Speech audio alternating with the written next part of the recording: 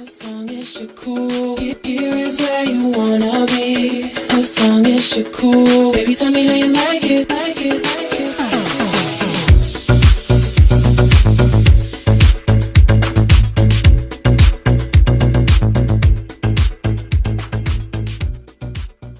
Hey, Seattle Sports Soup Nation. It is October 2nd, 2013, this nice overcast day in Seattle. We're just going to talk a little bit about the Mariners season, kind of a season review. Also talk about some free agents that the Mariners could target this offseason. Could be very active this offseason as well, especially with Jack Zduriencik being in his contract year, so that'll be important, as well as the new manager. And then we'll go over the Seahawks game this weekend and talk about their upcoming matchup against the Colts. So let's start off with some Mariners talk and just the season review. What are your overall impressions, Jackson? Well, 71 and 91 was not quite what I expected. I was expecting more, maybe the other way around, 91 and 71. I don't know about if I was expecting those quite that preseason good. Those preseason predictions were a little bit off. But I mean, it's just back to the old Mariners. They couldn't put anything together. They were looking decent for a little while. Back to the drawing board once again. Yeah, it was a rough year. Where they've been many times before in recent years. But I think there are positives from the season. Not many, but there are some. I think Taijuan Walker and James Paxton pitching really well up in the bigs is a really good one, because if they can continue that success next year, the first four in the rotation is arguably the best first four in the whole MLB, and the youngest first four with Felix, Kuma, Walker, and Paxton. Yeah, Paxton really impressed me that last part of the season. I think it'll be, obviously because of Felix and Iwakuma being righties, as well as Walker. I think that key lefty in there, just slide him in there would be nice, and maybe sign another left-handed starter this offseason. Yeah. And the middle infield's going to be set for a while with Franklin and Miller. They showed some great flashes this year. Obviously, Seager at third base. Hopefully, Smoke can keep it up somehow, some way. But some targets in the offseason to watch for the Mariners. We kind of compiled a little list right here. The first target, obviously the biggest one, Jacoby Ellsbury. What do you think about that? I think if the Mariners could prime away from the Sox, that would be a huge signing. I'm a Sox fan personally, as well as a Mariners fan, so it's sort of a double-edged sword for me. It's hard to see him going from just one of the best teams in baseball to one of the worst. Yeah, I don't know. He seems like the kind of guy that wants to keep winning. And he did go to Oregon State. He'd be closer to home. So. That's true. But following his career as I've done as a Red Sox fan, I think he really likes it in Boston. And I think it'd be hard to see him leaving, especially after the success the Red Sox have had this year, best record in the American League. So it would be an interesting name, but I'm not. Yeah. I wouldn't say it's likely at all really that they get him. And I don't know if he adds. Obviously, it would add a lot to the team, but the Mariners are still looking for that huge power hitter. Maybe he'd work well with Morales. Yeah, he'd get on base. A couple years ago, when he had that top 3 year. MVP season, he had a monster year. He hit like 30-plus homers. But this past year, he sort of lost the power a little bit. His average is always going to be in the low 300s. He's going to lead the American League in steals. But his power dipped a little bit, a lot actually, this past year. So he's not the big power bat they've been looking for. But obviously, leading the American League in steals, an above 300 average, was something that the Mariners failed to achieve.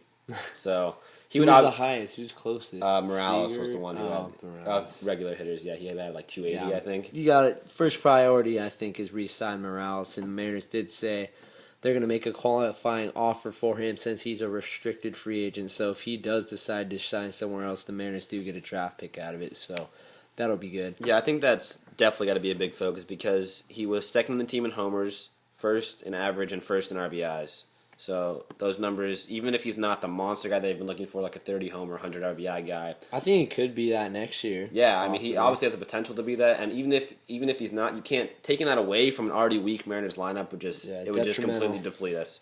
And then so our next target possibility for signing, Shin Shu Chu. He used to play for the Mariners when he was Just Back coming in out of the the day. minors, I know, and then they traded with some dumb trade, let him go. Seems like every trade's a dumb trade with the I Mariners, know. but Zarenzik was talking yesterday about the Fister, and that trade was and there was another just trade terrible. I forgot. But yeah, the Fister was that was horrid. But back to Chu. Yeah, I think he could add to the corner outfield spot, kind of take Morse's position. Chu has a better arm, better fielder, better bat, so it'd be a definite upgrade.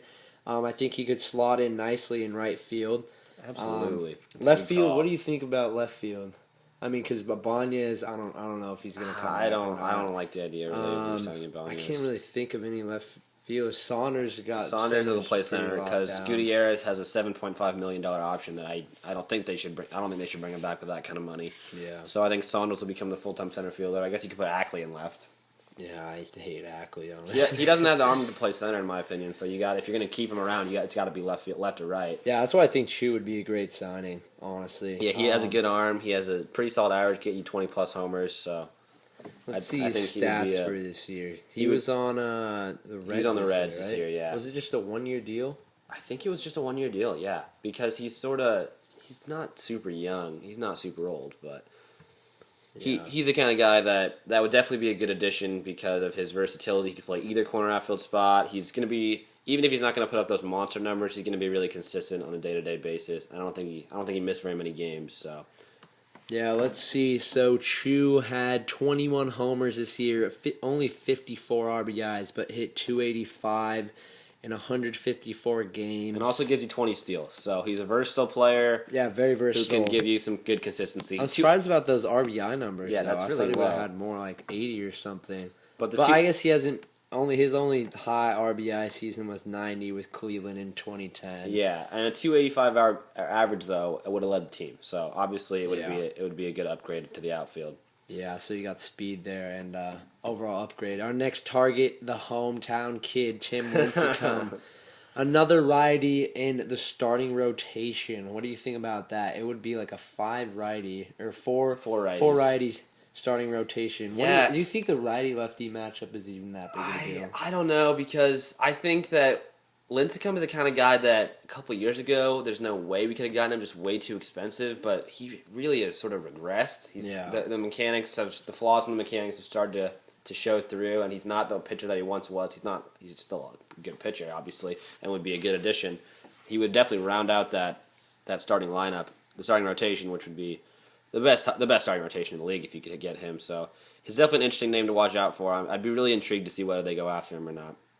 Yeah. Also, another point on Lincecum.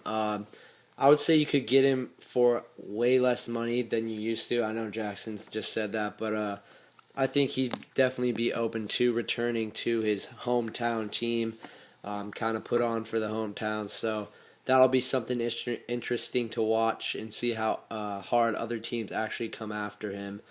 So moving on to the next one, I mean, we have Saltalamacchia on the list, but I just don't really know how realistic that is. Yeah, he's a guy who he had a career year. I believe he led the. No, I don't think he led the Sox in doubles, but he set the Red Sox record for doubles for a catcher. The best year of his career so far, and with Zunino already on the Mariners, it's a name that'd be interesting to see because he had such a great year, and Zunino has been a little bit up and down, but I think Zunino is the kind of guy that they should keep around. His leadership has been good. His managing of the staff has been good, and you get him a full year. Obviously, the injury was they'll not for good sure to see. just stick with Zunino. I don't think you see him going anywhere anytime soon. But also, Saltalamacchia, I don't really see him as like a mentoring figure to Zunino. Yeah, I think that's what Henry Blanco kind of was, but obviously Old Man River, like 45 or whatever years old. Next name, Morales, kind of already talked about him. He's obviously a huge target. Then Nolasco, Ricky Nolasco, was he on the Marlins this year? he has been in the past. Yeah, Ricky Nolasco, he's been a guy who's been not a superstar, but he's had his moments of showing of really good potential.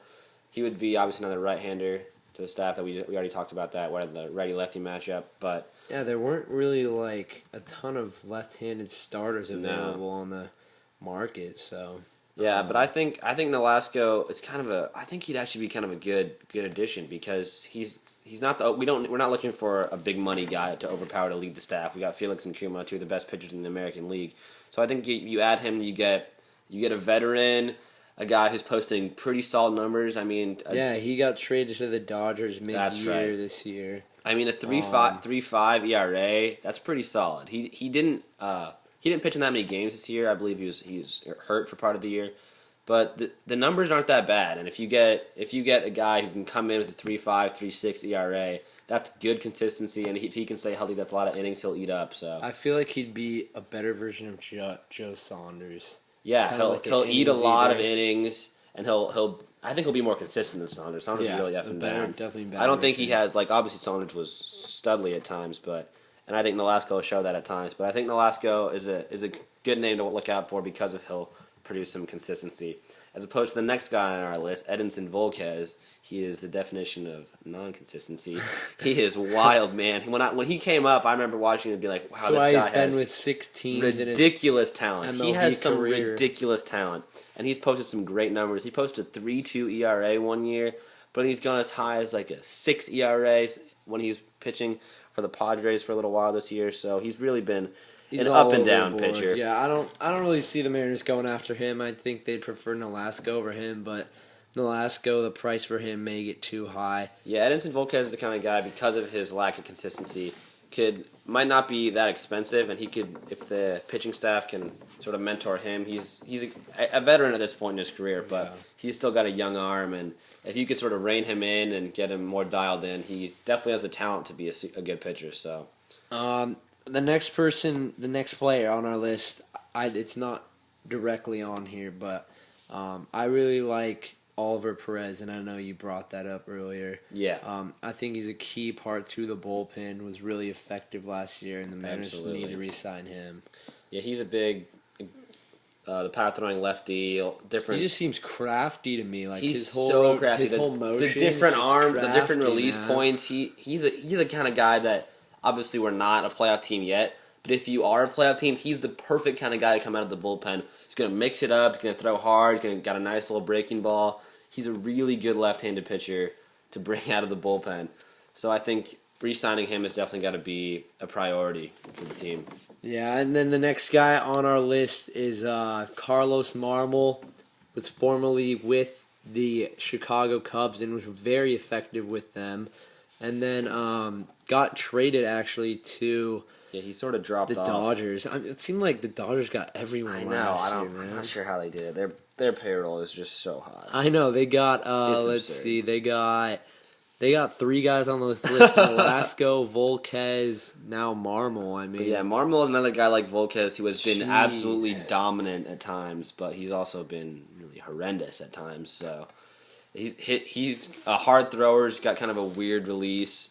He's kind of been on a decline lately in his career, but this is another player where I feel like you could kind of sneak in there since he's on the decline and sign get him for less money. Yeah, like 50 cents on the dollar type of deal where you're not paying too much for him, but he's got the potential to be a really good right-handed arm out of the bullpen. This free agent class is just not loaded with talent at all. Yeah. I mean, it's really depleted. So a ton of guys that would get no money in some years are going to get a ton of money this year. Exactly. So that'll be something to watch.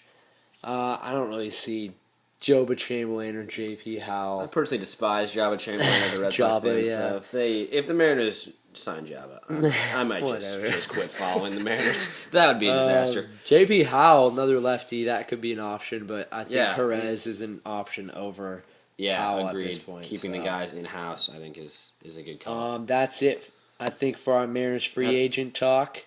I think we'll move on to the Seahawks and Colts preview now. Yep.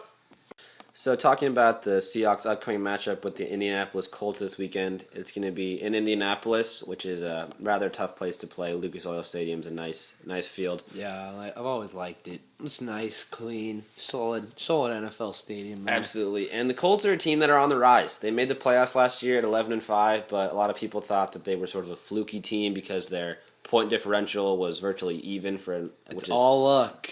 Yeah, I disagree. That's All funny. luck. That's clever. Marshall dropping some bombs over here. All luck. What a genius. But I think their team is actually pretty solid. They just added Trent Richardson, obviously, the blockbuster NFL trade that went down this year. And they're a pretty good team. Their offense is loaded. They got Andrew Luck, one of the best young quarterbacks in the NFL.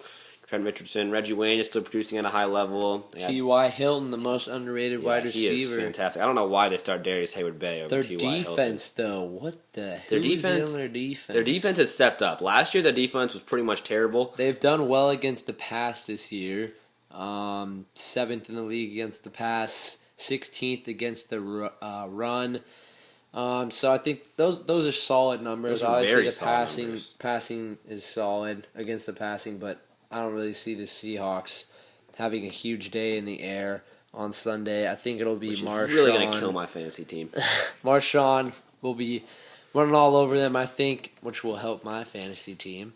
Yeah, And I think that the Seahawks D won't have that too tough of a time stopping the Colts offense. They're 23rd in passing yards, but they're 4th in rushing yards, which is mainly without Trent Richardson's contribution. That could be a little bit of a concern because as good as the Seahawks defense that's why is you need overall, Red Bryant. You can't have him injured. And the weak point of the defense is the running defense because even though it's pretty dang good. It's gotten better this year, though. They let up, Absolutely. I think I saw they were letting up, let's see, I want to say 3.8, and now they're letting up 3.1 this year. So it's a small difference, but obviously improvement, especially with Michael Bennett on the line. I think he said he was going to be back. Yeah, this he's week, been tweeting out that he's getting healthy and seems like he's going to be back. Moses spread 72. That was a big scare when he got taken out in the stretcher. So glad that he's going to be ready. Yeah, so the key, I think we can talk about some keys of the game. For me, one key is establishing, even though I said they weren't going to pass that much, I'd say establishing the passing game. I mean, normally you say establishing the run, but I'd say establishing the passing game against the Colts so that the run is open. I mean, the Colts know that the Seahawks are going to run with Marshawn, but I think it's also good to remind them that Russell Wilson can throw the ball well as well. So yeah, Russell Wilson last game only threw for 125 yards, but he really took over the game in the second half.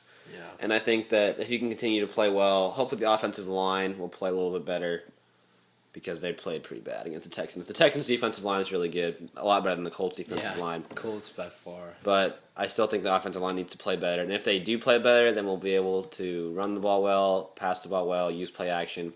I think the offense should be able to move pretty decently against this improved Colts defense. The Colts tight ends are pretty good as well. We got Dwayne Allen's Allen hurt. out? He's hurt, yeah. So but Coby they got Fleener. Coby Fleener still, so that's something to watch. On defense, Vontae Davis at cornerback, He's been on Rasheed fire. Mathis outside linebacker, Pat Anger is a really good inside LaRon linebacker. Landry and Antoine Bethea in the DB positions, and then Redding, Arabayu, Franklin, and Ricky Jean Francois the defensive line. So that's a pretty solid defensive line. Their defense as a whole is much improved. Two from solid last year. linebackers right there, and then the secondary is pretty solid. 3 out of 4 are Absolutely. very So good we'll- players. So that'll be something to watch. I didn't realize they had solid defenses like they did. Yeah. They got to steal Vontae Davis. That, Absolutely. Dolphins trade. That was BS. Yeah, so the Colts, as we said, are 23rd in the league in passing offense, yardage wise. But I think their offense is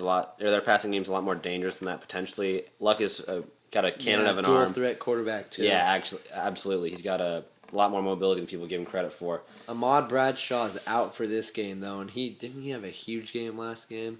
I feel No, like he was out last game. Oh, was he? Oh, it was might have been Donald Brown. Yeah, that Donald Brown had a big game monster last run, game. but obviously Trent Richardson's the guy in the running game to focus on. So we'll see how the game goes. It's going to be an interesting one. I think it's not one to be overlooked. Going into the season, we thought the Texans game would be much more competitive than the Colts game, and obviously it was a very competitive game. But I think some people are maybe looking past this Colts team because of some people thought they were a fluky record last year, but I think they're a much improved defense and they're an improved offense. So I think it's definitely going to be a competitive game.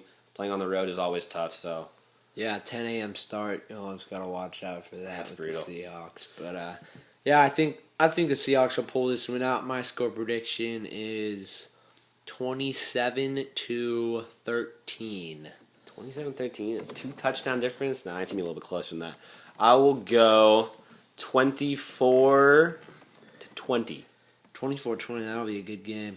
Absolutely. That's so. Shout out to our man. 23-20, 24-20, 2 weeks in a row. Shout out to our man Joey Calabro, who's been on the podcast before. Gets to go to the game and gets to get pretty close to the field apparently. So have fun at the game, it's the Joe. Calabro. The Calabro name. Jeez, man. Have fun at the game, They're Joe. everywhere. Everywhere. Now we'll just get some quick talk about the Huskies and their amazing start. Now to talk a little bit about the Washington Huskies, the 4-0 Washington Huskies. Yeah. First time in history that the Huskies and Seahawks are 4-0 together at one time. So that's pretty big, obviously. Shows the changing pattern in Seattle sports. Absolutely. Actually, just Seattle football. I wouldn't say sports. Yeah, I don't know. Mariners. That's not a sport. But yeah, they had a great 4-0 start. The up-tempo offense has just been killing it so far. Fantastic. Defense under Justin Wilcox has been clutch, coming up in big times. Overall, just been great. I think the biggest change from this year to last year for the defense. I mean, there hasn't been a lot of change, but all the linebackers have had a year to mature. Shaq Thompson's gotten even better. Oh, he's a beast. John Timu is one of the leaders of the team, and Princeton Fuyamano has emerged as the third linebacker with Travis Feeney rotating in there at times. But Fuyamano's a big hitter. Obviously, we saw that in preseason practices and stuff, but it's translating over to games. So I think that's another added bonus for the Huskies defense. And once Feeney gets back on track after a shoulder injury in the spring, I mean, last I heard he was getting back up to speed, but I think he should be by now. But that just shows the great depth in the linebacking core. Obviously, the secondary is performing well. And Sean Parker has 3 picks, I think, so far. Yeah, he's been a beast. Marcus Peters has been great at the cornerback position. Their top cornerback locking down opposing teams' wide receivers. And I think Gregory Ducre has been just as good. He's played fantastic Ducre is so fast. He had that pick 6 against Idaho State that got called back, but he's also, despite that, he's been playing great as well. The defensive line surely has looked solid. The one-trick pony, seems like, with the 3 sacks against Illinois. Also, Corey Littleton on the other end got a sack last game. He's solid. And then the emergence of Evan Hudson, converted tight end to defensive tackle on the D-line. He's been great. He had a great game against Arizona, and he'll have to have a huge game if the Huskies want to knock off the Stanford Cardinal this weekend. Yeah, that's going to be a tough game. The Huskies have started out 4-0. Obviously, it's fantastic, but this 3-game stretch that they're about to go on is really going to show how good they are compared to the rest of the conference. They got to go at Stanford. It's going to define the team. Absolutely. Got to go to Stanford, Oregon at home, and then to ASU.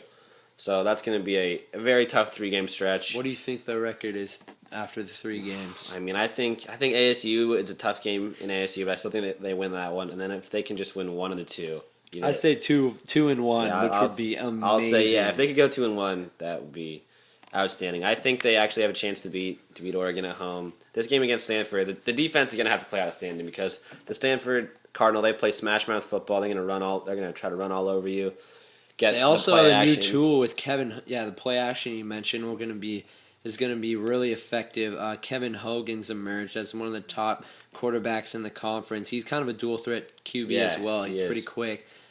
Is definitely better than Josh Nunez, who faced the Huskies last year and just absolutely imploded, which allowed the Huskies to win that game. So I think it'll be a way tougher matchup this year. Shane Scove is back. Kyle Murphy. Scove is a beast. Ed Reynolds, of course. Ty Montgomery at wide receiver. He is electric. Devin Kajust, one of the new tight ends for Stanford. They always have. Stanford just they always churns out find the tight ends. They it's- just churn them out. If I had to give a tight end label to any university, I'd give it to Stanford over Agreed. Washington. Agreed. Even though Washington has had Mark Bruner, obviously Austin Safarian Jenkins, Who has been held in check this season. Only 10 catches so far. I know that. I feel like that one game suspension kind of threw him off. Yeah, because he said he was adjusting to the offense, but he seems to be working the back end a little bit more. Which it'll is be good to interesting to see. I think he's primed for a big game. I mean, I've said Yeah. that for the last 3 games, but I actually think so against Stanford because he obviously a huge matchup threat there. Yeah, I think one of the big keys for the offense against Stanford is going to be Bishop Sankey in the running game because Stanford tries to play smash mouth football on the offensive side of the ball, the run over you. They try to do the same thing, dominate the run game on the defensive side of the Their ball front as well. seven is one of the best in the country, I think. That's a pretty bold statement, but it's Their quite possibly D-line true. is Shitu, So that's why- Murphy. The fifth-year linebackers, there's Scove and Yeah, but Sankey is the kind of guy who has the potential to beat that because he's not overwhelmingly fast last year or he quick did, or strong. but I think they'll be ready this year for him. He's patient. He sees a hole and he knows where to go. So I think he has a chance to maneuver around that defensive line. And if he can have a big game, that'll really open up the offense because I think He's gonna have to have a big game if that's absolutely gonna win. the passing game has got a chance to be there. Kevin Smith, Kason Williams. Obviously, there's a lot of weapons Yeah, on the Kevin outside. Smith, that's a good point. He's got emerged as the Huskies. Yeah, he's been number arguably one their wide best receiver. receiver. I've been a big fan of Kason all along, but Kevin Smith has outplayed him so far this year. Yeah. So other Stanford threats to watch: Tyler Gaffney. Yeah. He's their main running back. He Averaging has over 5 yards a carry so far. this season. 377 yards on the year, 5 touchdowns. So he's their main attack with the rushing game. Obviously, Ty Montgomery and Devin Kajust, which we already mentioned, and in the passing game, and Michael Rector, a true freshman, or not a true freshman, redshirt freshman out of Bellarmine Prep in Tacoma, was committed to Washington before he changed to Stanford at the last second. Traitors. 119 yards on the year, 2 touchdowns, so he'll be another threat to watch. But I think they'll be able to contain their offense. I think the defense will be have a great day, in my opinion. I don't have their defensive stats in front of me, but the Cardinal defense is gonna have to stop the Washington High-flying offense. Washington offense. I wouldn't say high fly. I'd say up tempo. All right. Not high High-flying, flying. up-tempo. Maybe we're not Oregon. We're not quite at that point yet. All Europe's right. not Fair Oregon. enough. Fair enough. All right. So we've talked about the keys to the game. What is your score prediction? Man, it's a tough one for me. I'm gonna have to go with. Oh man, this is tough. 27-24. Who's gonna be? Washington. Oh, he makes the call. The upset against the number 5 Cardinals on ESPN 7:30. That would be a huge win. I'm inclined to say the Huskies also, but I don't know. Playing in at Stanford, I don't want to be a homer. They always say like sellouts, but I mean, whenever I see this, the farm as they call it on TV, Yeah, well, you'll get to it's go not this sold out time, at so all. Marshall I'll gets be to go heading to down the there. game. Lucky man. But I'm gonna say I'll go 28-24 Cardinal. That's a solid pick as well. That's all we have time for. Thanks for listening, Seattle Sports Soup Nation. We'll be with you again, hopefully. Hopefully soon. Hopefully. So check out our blog. Follow us on Twitter, like us on Facebook. Thanks for listening.